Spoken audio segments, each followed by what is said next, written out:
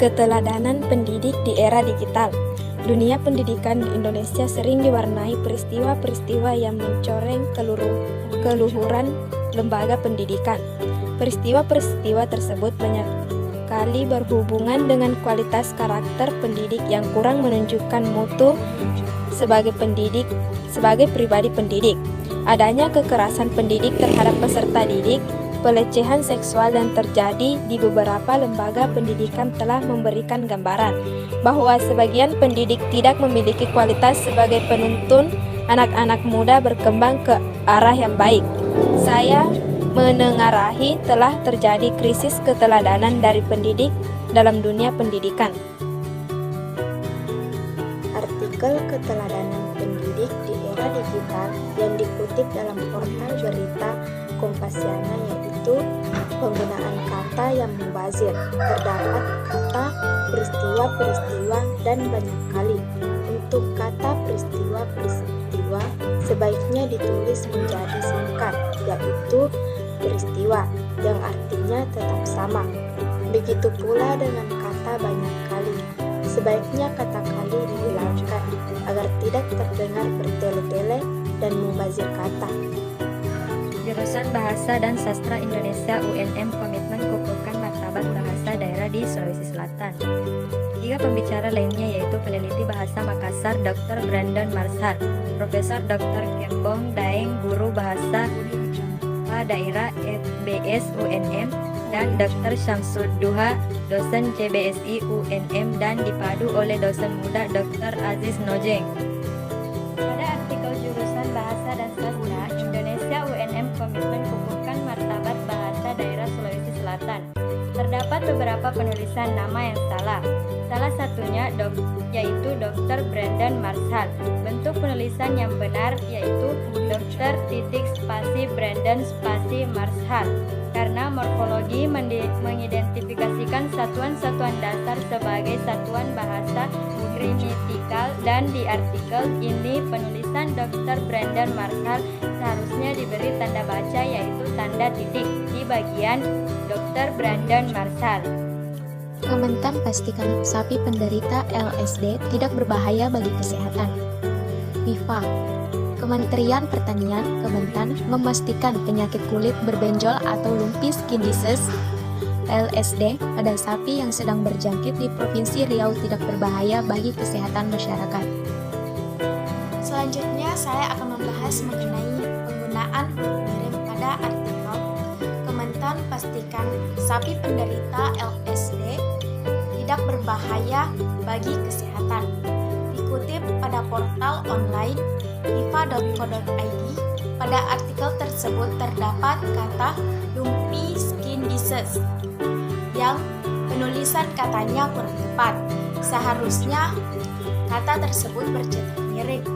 Hal ini dikarenakan kata lumpy skin disease merupakan ungkapan bahasa asing yang berarti penyakit kulit benjol. Nah, dalam artikel kalimat atau bahasa asing atau bahasa daerah yang secara langsung ditulis dalam teks bahasa Indonesia harus menggunakan huruf miring. Menteri Keuangan Sri Mulyani siap pajak para krediris Indonesia. Mulyani menjanjikan pembentukan pajak terbaru dan akhir-akhir ini jagat maya Indonesia diberikan dengan fenomena krediris.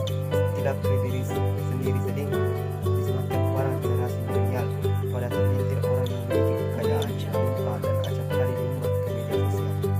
Saya akan membahas kesalahan Dian dalam artikel Menteri Keuangan Sri Mulyani siap tagih pajak kepada generasi Indonesia. Dalam KBBI tidak terdapat kata milenial yaitu global L dan N, melainkan yang benar yaitu milenial. Hanya terdapat satu huruf L dan satu huruf N saja yang artinya berkaitan dengan milenium atau berkaitan dengan generasi yang lahir di antara tahun 1980-an dan 2000-an. WHO apresiasi Indonesia mengkaji upaya akhir TBC pada 2030. Menteri Kesehatan RI juga menjelaskan bahwa pemerintah Indonesia telah menyediakan anggaran yang terus meningkat untuk menjamin pembiayaan penuh target eliminasi TBC di Indonesia, pemerintah juga telah meningkatkan cakupan jaminan kesehatan nasional yang memasukkan di dalamnya adalah layanan TBC, dan saat ini telah mencapai cakupan 74% dari jumlah penduduk.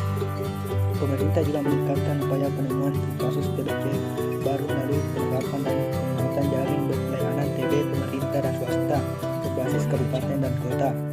Mandatory notification wajib lapor bagi semua layanan yang mengobati TBC akan memetakan dan mengurangi masalah kasus TBC yang tidak terlaporkan under reporting yang saat ini berdasarkan studi inventory mencapai 60% dari kasus yang diobati masuknya TB dan di dalam standar pelayanan minimum SPM sebagaimana pada peraturan pemerintah nomor 2 tahun 2018 akan memperkuat regulasi pelaksanaan eliminasi TBC di daerah.